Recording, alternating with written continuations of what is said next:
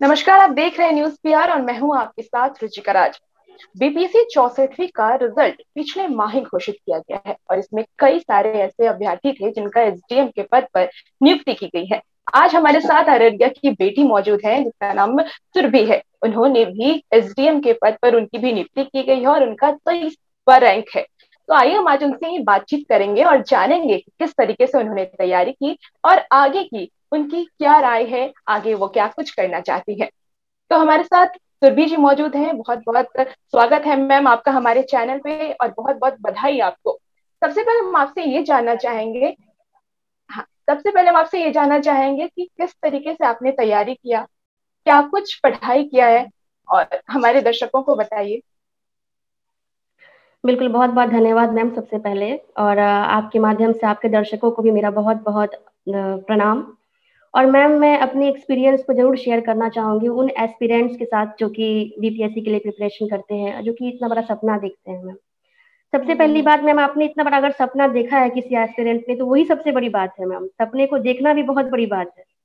इसके अलावा मैम जी अगर इस बिल्कुल। रास्ते की मैं बात करूँ तो मैम मंजिल सबकी एक है, लेकिन रास्ते जो सबको तय करने हैं वो सबके अलग-अलग हो सकते हैं। और इस रास्ते में मैं ये तो तय नहीं कर सकती कि किसके क्या रास्ते होंगे, लेकिन मैं ये ज़रूर बोल सकती हूँ कि इस रास्ते के दौरान आपको अपनी दृढ़ इच्छा शक्ति और साथ में जो एक पॉजिटिविटी है वो थ्रू आउट द वे आपको मेंटेन करना ही पड़ेगा, तभी जाके आप उस मंजिल को पा सकेंगे। मेरे साथ अगर मैं अपनी सफ़र की बात करूँ तो मैं एक बहुत ही छोटे से गाँव, बेंगवाही गाँव से हूँ, जिसका कि शायद नाम पहली बार ही किसी ने सुना होगा। और मैं अररिया जिला से हूँ मैम, और यहाँ पे इतना बड़ा सपना देखना ही बहुत बड़ी बात है। हमारे इलाके में मैम जब बेटियाँ जन्म लेती हैं तो सबसे पहले यही सपना देखा जाता है कि उसकी शादी कब कर दी जाए। तो मैम मेरे साथ भी हम्म। सबसे पहले यही प्रॉब्लम थी। मुझे 1 वर्ष का ही समय दिया गया मेरे पिताजी के द्वारा, वो भी काफ़ी ज़िद करने के बाद, कि तुम अगर कर सकती हो तो 1 वर्ष में कुछ करके दिखाओ, उसके बाद ही मैं आगे सोचूँगा। क्योंकि समाज का बहुत प्रेशर था। आप जान ही रही हैं कि गाँव की तो यही हालत हम्म। होती है कि जो माँ-बाप को चिंता नहीं तो समाज को ज़्यादा चिंता होती है कि बेटी बड़ी हो रही है, शादी कीजिए, शादी कीजिए। तो मैम यही इश्यू मेरे साथ सबसे पहले था। और मैम मैंने इंजीनियरिंग किया हुआ है और उसके बाद मैंने बिल्कुल 1 वर्ष के लिए कार्य भी किया। उसके बाद मेरी माताजी की इच्छा थी कि इंजीनियरिंग तुम। आपने कहाँ से किया? जी, जी, इंजीनियरिंग मैंने किया है राजस्थान से, वीआईटी कैंपस जयपुर राजस्थान से। और उसके उपरांत मैंने 1 माह 1 वर्ष के लिए मैंने टेली परफॉर्मेंस नामक कंपनी में कार्य भी किया। जिस प्रोसेस के लिए मैं कार्य करती थी वह माइक्रोसॉफ्ट था। और उसके बाद बहुत ही हार्ड था मेरे लिए इस डिसीजन को लेना, क्योंकि मैं एक सेटल्ड पोजीशन पे थी। वहाँ उस पोजीशन को छोड़ के आप सरकारी नौकरी में आ रहे हैं, वहाँ भी ऐसे जगह पे जहाँ पे काफ़ी ज़्यादा भीड़ है। और अपने पेरेंट्स को कन्वे करना। मैम इसलिए मैं यही कहना चाहूँगी स्टूडेंट्स को कि इच्छा शक्ति आपकी काफ़ी स्ट्रांग होनी चाहिए और आपको हमेशा पॉजिटिव रहना चाहिए एकदम। क्योंकि अगर मैम कोई भी हार जो है आपके ये जीत को मतलब निश्चित करती है, मैं ये कहना चाहूँगी। लोग सोचते हैं मैं हार गया तो मैं आगे अब नहीं कर पाऊँगा। यही हार जो है अच्छा धीरे-धीरे मैम, आपके लिए एक सीढ़ी बनती है। जी, जी। जी, बिल्कुल मैं बोलिए। आपसे ये जानना चाहती हूँ कि जैसे आपने किस साल अपनी इंजीनियरिंग को कंप्लीट किया है और कब से आपने बिल्कुल मैम। बीपीएससी की तैयारी शुरू की? जी, बिल्कुल मैम। मैंने 2015 में जो है इंजीनियरिंग कंप्लीट किया था। और हम्म। 2017 लास्ट या कहूँ 18 2018 से जनवरी से मैंने तैयारी करना शुरू कर दिया बीपीएससी के लिए। अच्छा, और ये कौन सा अटेम्प्ट था आपका ये मेरा बीपीएससी सेकंड का? अटेम्प्ट था मैम, सेकंड अटेम्प्ट था। Second attempt. ओके। जी, किस जी। और किस तरीके से आप तैयारी की, मतलब सेल्फ स्टडी ज्यादा किया या कोचिंग क्लासेस भी ज्वाइन की कहीं? मैम मैंने कॉस्मोस इंस्टीट्यूट भागलपुर में मैंने उसे ज्वाइन किया था। और मैम ये कहना चाहूँगी मैं कि जो इंस्टीट्यूट्स होते हैं, कई बच्चे मेरे सवाल भी पूछते हैं, जो मेरे कलीग्स हैं या मेरे जो जूनियर्स हैं, कि कोचिंग इंस्टीट्यूट नहीं ज्वाइन कर पाए, कोरोना काल है, तो फिर क्या रिजल्ट होगा नहीं होगा। तो मैं हमेशा यही कहूंगी कि सेल्फ स्टडी तो बहुत जरूरी है। कोचिंग इंस्टीट्यूट आपके लिए एक मार्गदर्शन का काम कर सकते हैं, लेकिन पढ़ना हम्म। तो आपको स्वयं ही होगा। किसी के ऊपर जी। डिपेंडेंट नहीं रह सकते हैं हम, वो सिर्फ एक मार्गदर्शन कर सकते हैं हमारा। जी। जी। अच्छा। ये मैं जैसे कि सिलेबस था, जो सिलेबस होता है वो तो होता ही है, और आपका ऑप्शनल सब्जेक्ट क्या था जिसमें आपको मैम सेलेक्ट मेरा करने के ऑप्श लिए रहता है? जी। जी, सब मेरा तो जो सब्जेक्ट था एक्चुअली, जब से मैंने ग्रेजुएशन किया था वो तो आप जान ही रहे हैं कि इंजीनियरिंग था।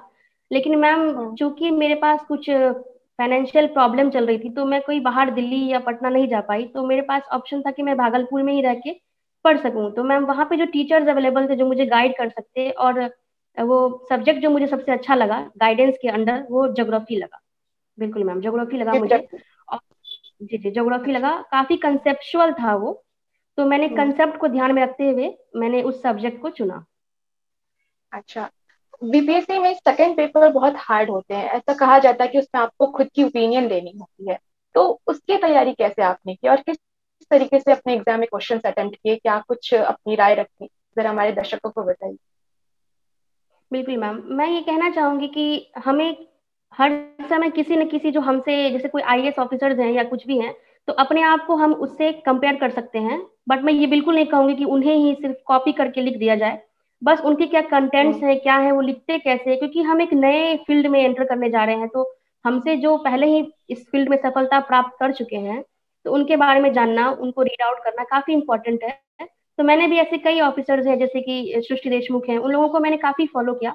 बट कंटेंट मेरा अपना हुआ करता था मैम। कैसे लिखना है ये ढंग मैं सीख लेती थी, लेकिन लिखना क्या है ये मैं सोचती थी स्वयं कि मुझे क्या लिखना चाहिए, क्या नहीं लिखना चाहिए। तो मैं यही कहना चाहूंगी जो एस्पिरेंट्स हैं कि आप फॉलो कीजिए जो भी हमसे पहले जो इस फील्ड में सफलता प्राप्त कर चुके हैं, लेकिन अपने आप को, अपने ओपिनियन को जरूर रखें इसमें, इस फील्ड में जब आप लिखने लगे पेपर वगैरह। तो मैम ओपिनियन तो आप जैसे न्यूज़पेपर हुआ या करंट इवेंट्स हुआ या इसके अलावा जो भी हमारे जो भी ज्ञाता हैं इस फील्ड के, उनके जो भी राय हैं उनको आप रख सकती हैं जब भी आप सेकंड पेपर लिखें तो। बिल्कुल। अच्छा, आपका जो इंटरव्यू हुआ तो इंटरव्यू में किसका बोर्ड था और उनके सवाल क्या थे, मतलब आपके हॉबी से रिलेटेड थे या फिर जो आपने पढ़ा लिखा या जो सब्जेक्ट होते हैं उनसे ज्यादा रिलेटेड थे। जी बिल्कुल, शुभेंद्र कुमार जी के बोर्ड में मैं थी मैम। और मैं ये कहना चाहूंगी कि सबसे पहले जब मैंने इंटरव्यू इंटरव्यू देने के लिए गई तो पहले सवाल पे ही मैंने गलती कर दिया था। उन्होंने मुझसे पूछा था कि आपने पढ़ाई कहाँ से की है। और मैंने जो है पढ़ाई से बताना था मुझे, कि ये बताना चाहूंगी मैं दर्शकों को, क्योंकि काफी ऐसा आप एक्साइटमेंट में होता है, या कह सकते हैं कि काफी ज्यादा आप डर जाते हैं नर्वस। क्योंकि इतने बड़े बोर्ड हाँ। में आप जा रहे हैं। तो मैंने अपनी जी। पूरी जो जानकारी थी वही मैंने शेयर कर दी कि मैंने 10th यहाँ से किया, 12th यहाँ से किया, और उसके बाद मैंने यहाँ जॉब किया। तो इस तरीके से मैम सेकंड जो बोर्ड मेंबर थे उन्होंने मुझे टोक दिया कि आपने तो सब कुछ बता दिया, आपसे पूछा क्या गया और आपने बताया क्या। तो मैम ये एक काफी ज्यादा मतलब कि कह सकते हैं कि काफी खतरनाक लगा मुझे उस समय, कि मैंने पहले ही सवाल पे जब गलती कर दी। लेकिन फिर मैंने धीरे धीरे सिचुएशन को संभाला, और कुछ क्वेश्चंस को मैं पॉइंट आउट करना चाहूंगी जिससे मुझे खुद लगा कि मैंने सेटिस्फाई किया है बोर्ड को। तो मैम सबसे जो सवाल लगा एक ये था कि जब मुझसे सवाल पूछा जा रहा था, तो जो थर्ड मेंबर थे उन्होंने मुझसे सवाल किया कि आप मुझे ये बताइए कि फर्स्ट मेंबर और सेकंड मेंबर में ज्यादा आपके लिए खतरनाक कौन थे, ज्यादा आक्रामक कौन थे आपके लिए। तो इस बात को जैसे उन्होंने ये शब्द इस्तेमाल किया, सभी बोर्ड मेंबर जोर जोर से हंसने लग गए। ये शब्द आक्रामक इस्तेमाल किया, और देखें बच्ची क्या जवाब देती है। तो मैंने इस पर जवाब दिया कि सर आक्रामक शब्द इस्तेमाल करना सही नहीं होगा, ये नेगेटिव परिप्रेक्ष्य को दिखाता है। महाशय ने सिर्फ सवाल किया, और सेकंड जो सर थे, सर जो थे, उन्होंने मुझसे सिर्फ काउंटर क्वेश्चन किया। तो मैंने जब इस सवाल का जवाब दिया तो मैंने एक संतुष्टि देखी उनके चेहरे पे, कि मैंने ये सोचा चलो मैंने कुछ तो सेटिस्फाइड पॉजिटिव थे किया जो आपके मैंने नेगेटिव आंसर से। का। जी जी बिल्कुल हाँ। बिल्कुल, यहाँ पे भी। अच्छा, ये बताइए और कि जी जी। क्वेश्चंस जो आपसे किए गए वो सोशल क्वेश्चन थे या फिर कोई टॉपिक पे रिलेटेड था, उससे आपको घुमा के क्वेश्चंस पूछे जा रहे थे। मैम बिल्कुल, मैं ये कहना चाहूंगी कि जो क्वेश्चंस थे वो सारे फील्ड से थे, आप एक फील्ड को नहीं जज कर सकते। जैसे मैंने ज्योग्राफी लिया था तो ज्योग्राफी से भी सवाल किया गया। इलेक्ट्रॉनिक्स कम्युनिकेशन से मैंने इंजीनियरिंग की है तो उससे भी सवाल किया गया। उसके अलावा चूंकि मैं जयपुर में रही थी और मैं पटना की तैयारी कर रही थी, तो एक सवाल ऐसा भी था कि आप जयपुर और पटना को कंपेयर कीजिए। तो मैम अच्छा। वो कुछ भी सवाल पूछ सकते हैं। एक सवाल यह भी था कि आप इंफॉर्मेशन को कितना इंपॉर्टेंट मानती हैं, आप मुझे ये बताइए। इस पे कि मैंने जवाब दिया कि मैम एक छोटी से छोटी इंफॉर्मेशन भी कभी कभी बहुत बड़ा रोल प्ले कर सकती है। इसे इंफॉर्मेशन चाहे छोटी हो या बड़ी, उसको हमेशा बराबर का वैल्यू देना चाहिए। तो ये सब सवाल के जवाब मैंने दिए थे इंटरव्यू में। और मैम कुछ पर्सनल क्वेश्चंस भी रहेंगे, जैसे कि एक सवाल मुझसे, थर्ड जो मेंबर थे उन्होंने मुझसे पूछा था कि आप डर तो नहीं रही हैं, बताइए मुझे, आप ऐसा तो नहीं कि आप डर गई, आपसे सवाल पूछा गया तो। मैंने कहा नहीं सर। बोले नहीं नहीं, आपका चेहरा देख के लग रहा है कि आप डर चुकी हैं। तो मैम ऐसे वो बार बार जो है मतलब एक तरह से आपको इंटरप्रेट करने की कोशिश करेंगे कि आपका क्या मनोस्थिति आपकी क्या है, ये चेक करने की कोशिश करेंगे। बिल्कुल। कितने देर तक आपका इंटरव्यू चला था। मैम मेरा इंटरव्यू लगभग 23 मिनट तक चला था, 23 मिनट्स तक चला था। और जिसमें कि अच्छा। सिर्फ 3 ही जने थे जिन्होंने मुझसे सवाल पूछा था। एक जो फोर्थ मेंबर थे, वो सिर्फ मुझे देखकर, मुझे लगता है कि वो मनोवैज्ञानिक या मनोवैज्ञानिक तरीके से मेरा जो है आंकलन कर रहे थे। वो सिर्फ मुझे देख के जो है वो नंबर लिख रहे थे और मार्क्स दे रहे थे। मैं हाथ हिला रही हूँ या मैं कैसे सबको देख रही हूँ, सारे जो भी वहाँ पे मतलब इसमें मौजूद है आपको मेंबर्स थे कॉन्फिडेंट वो। रहना बहुत जरूरी है। बिल्कुल बिल्कुल, सेल्फ कॉन्फिडेंस वहाँ आपको शो करनी होगी, चाहे आप आपसे 24-25 सवाल पूछे जाए, आपने 22 सवाल ही गलत क्यों ना दिया हो, वो मैटर नहीं करता। हम्म। वो आपका पर्सनैलिटी टेस्ट करते हैं, क्योंकि ज्ञान की टेस्टिंग तो पहले ही सेकंड मेंस में हो चुकी होती है, सेकंड पेपर में। हम्म।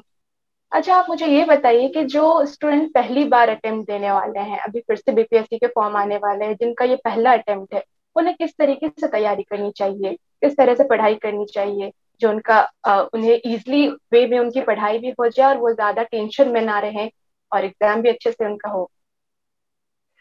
मैम सबसे पहले मैं ये बोलना चाहूंगी कि जो भी फर्स्ट अटेम्प्ट दे रहे हैं, उनको ये कभी नहीं डरना चाहिए कि हमसे पहले भी कोई है जो कि प्रिपरेशन कर रहा है तो हम नहीं कर सकते, या इस फील्ड में पहले से बहुत लोग लगे हुए हैं।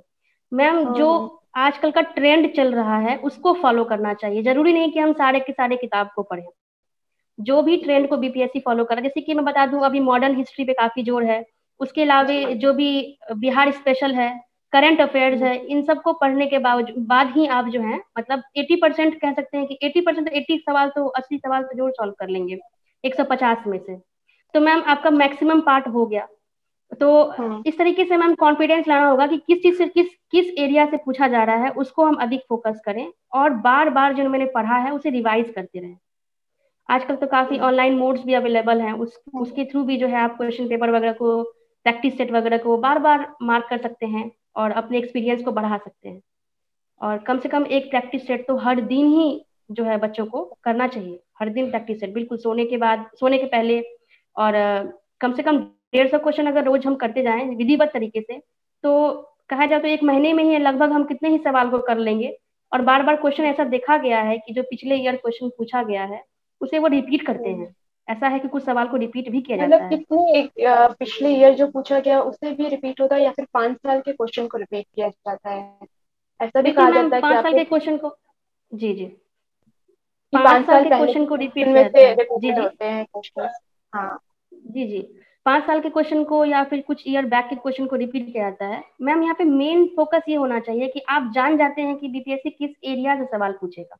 मान लीजिए ठीक। अगर उन्होंने हमसे वरीयता क्रम के बारे में पूछा पॉलिटिकल साइंस में, तो मैम अगर हमें एक हम्म। सवाल ऐसा सॉल्व किया तो फिर हम उसके रिलेटेड क्वेश्चन को देख सकते हैं कि आखिरकार जब प्रेसिडेंट की वरीयता क्रम सबसे ऊपर है, तो अगर ये सवाल इस तरीके से पूछा गया कि और कोई अलग ऑप्शन दे दिया गया, तो उसमें अगर हम्म। हमने एक पूरे टॉपिक को कंप्लीट कर लिया है वरीयता क्रम से, तो फिर हम उससे रिलेटेड सारे क्वेश्चन को सॉल्व कर सकते हैं। तो मेरा कहना यह है कि जब आप प्रैक्टिस सेट बनाते हैं, आपको किसी पर्टिकुलर क्षेत्र से सवाल पूछा जाता है, तो आप उससे हम्म। रिलेटेड जो है सारे सवालों को देख लें कि इस सवाल से हम्म। अगले बार अगर हार्मोन से एक सवाल पूछा गया है, तो इस ग्लैंड से रिलेटेड कोई और सवाल पूछा जाता है, उससे अगले बार जो है वो वेट से पूछा जाए, ग्लैंड के वेट से पूछा जाए। तो मैम अच्छा इस तरीके मैम। से पर्टिकुलर वाइज। जी जी। ऐसा भी होता है कि कई बार लोग बीपीएससी का एग्जाम देते हैं और उनका क्लियर अगर नहीं हो पाता तो बहुत ज्यादा डिमोटिवेट हो जाते हैं। तो उनको आप क्या राय देना चाहेंगी कि उन्हें किस तरीके से आगे मैम बढ़ना चाहिए? बिल्कुल मैम, मैं उनको यही राय देना चाहूंगी कि सफलता और असफलता मैम ये एक तरह का कह सकते हैं, जीवन में तो ये तय है कि सफलता हासिल लगेगी या असफलता, इसके चलते हम हम्म। प्रयास नहीं छोड़ सकते। मेरा यह जी कहना जी। है कि कुछ ना कुछ तो कमी रह गई होगी, कहीं ना कहीं कुछ कमी रह गई होगी। हो सकता है कि अगले बार अगर आप स्टार्ट करेंगे तो जीरो से स्टार्ट करना पड़ता, इस बार कम से कम आपने जो है स्टार्ट किया, अगर आप असफल रह गए तो कुछ ही अंकों से पीछे हैं। तो उस जी। अपने आप को कभी लो नहीं फील करना चाहिए, कभी कम नहीं आंकना चाहिए। बस मैम प्रयास करना चाहिए, और किस तरीके से हमने क्या कमी कर दी उसको देखकर वापस से मैम ट्राई करना चाहिए। कभी, जी। जैसे मैंने भी मैम 63rd बीपीएससी नहीं क्लियर हुआ था, मेरा पीटी हो गया था, मेंस नहीं हो पाया था, तो मैं भी काफी दुखी थी। लेकिन मैम दुख कुछ दिनों का ही हुआ मुझे, फिर मैंने कहा नहीं, हार तो नहीं सकती, फिर से मुझे एक बार ट्राई करना है। पिताजी से मैंने वापस से समय मांगा, उन्होंने कहा 1 साल का समय तुम्हें दिया जाएगा, तो फिर मैम इस तरीके से। जी अच्छा मैम, आपसे मैं ये जानना चाहूंगी, तो बीपीएससी जब आप लिख रही थी मेंस पेपर, तो आपका मीडियम क्या था? हिंदी मीडियम में आपने एग्जाम दिया था या इंग्लिश मीडियम में? मैम, इसके रिगार्डिंग मैं कहना चाहूंगी कि जो मैंने भागलपुर कॉस्मोस इंस्टीट्यूट ज्वाइन किया था, वहाँ पे मुझे सिर्फ हिंदी में नोट्स अवेलेबल थे। जबकि मैं through out English medium product हूँ, तो मुझे काफी ज्यादा दिक्कत हो रही थी। तो मैंने उसी समय, जिस समय मैंने ज्वाइन किया था, मैंने अपने सारे नोट्स को हिंदी से इंग्लिश में कन्वर्ट करना शुरू कर दिया अपने थ्रू। इससे मुझे काफी हम्म। फायदा भी हुआ, क्योंकि जो मेरा नोट्स था वो साथ साथ प्रिपेयर भी होता चला गया और मुझे याद भी होता चला गया। तो मैंने इंग्लिश नोट में कन्वर्जन किया था, उसी मोड को चुनकर मैंने मेंस एग्जाम दिया था। जी। जी। अच्छा, जॉब जॉब के बाद आपकी क्या प्राथमिकता रहेंगी? जैसे आपको एसडीएम के पोस्ट मिले हैं, तो आप सबसे पहले क्या करना चाहेंगी? मैम, इसके लिए मेरी माता जी एक चीज मुझे कहती हैं हमेशा कि great power comes with great responsibility. तो जो भी मुझे रेस्पॉन्सिबिलिटी दी जाएगी उसे मैं बिल्कुल एक सही ढंग से इसे मैं क्रियान्वयन करना चाहूंगी, मैं करूंगी। और अगर पहले प्राथमिकता की बात है तो मैं विमेन एडुकेशन को काफी फोकस करना चाहूंगी, क्योंकि मैं खुद अररिया जिला से हूँ। यहाँ मात्र 22% महिला हैं जो कि पढ़ी लिखी हैं, और उनमें से तो हम्म। सिर्फ साक्षर हैं, शिक्षित नहीं है। मैम, हम्म। साक्षर और शिक्षित का अंतर होता है। साक्षर हैं, हम्म। साइन वगैरह कर लेती है, बट सही ढंग से शिक्षित नहीं है। तो मैं चाहूंगी कि हम्म। उन्हें बहुत अच्छी ढंग की बिहार शिक्षा में दी कुछ जाए। ऐसी जगह है। ये मैं चाहूँ। जी हम्म। बिल्कुल बिल्कुल, मैं यही चाहूंगी पूरे बिहार में जो महिलाएं हैं वो काफी शिक्षित हो, तो आप विमेन प्राथमिकता पे एम्पावरमेंट हो। ज्यादा फोकस करेंगी? जी बिल्कुल, विमेन एम्पावरमेंट पे मैं फोकस करना चाहूंगी। अगर शिक्षित हो गई तो मैं एंटरप्रेन्योरशिप पे भी करना चाहूंगी कि यहाँ महिलाएं जो है वो खुद एक एंटरप्रेन्योर बने, बिहार का के निर्माण में बहुत बड़ा हाथ रहे उनका। मैं बिल्कुल चाहूंगी मैम। बहुत बहुत धन्यवाद मैम आपका हमारे चैनल के साथ जुड़ने के लिए, और बहुत बहुत बधाई थैंक यू कि सो मच। आपने बीपीएससी थैंक यू क्वालिफाई सो किया और अपने अपने राज्य का और अपने डिस्ट्रिक्ट का नाम रोशन किया। Thank you so much ma'am, thank you so much.